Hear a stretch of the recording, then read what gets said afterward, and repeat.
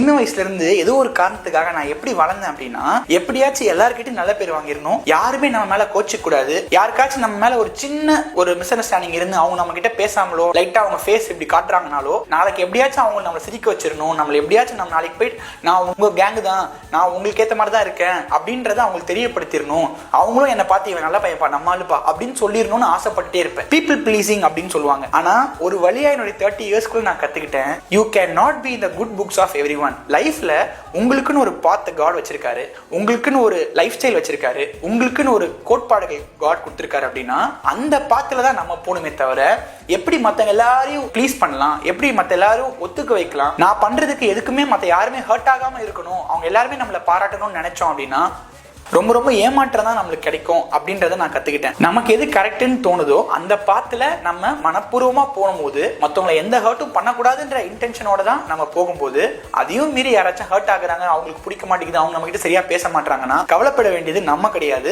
ஏன்னா எந்த விஷயத்திலயுமே இந்த உலகத்துல என்ன பண்ணாலுமே யாராச்சும் ஒருத்தர் குறை சொல்லிட்டு தான் இருப்பாங்க. ஸோ என்னுடைய 30 வயசுக்குள்ள நான் கத்துக்கிட்டேன், I cannot be in the good books of everyone.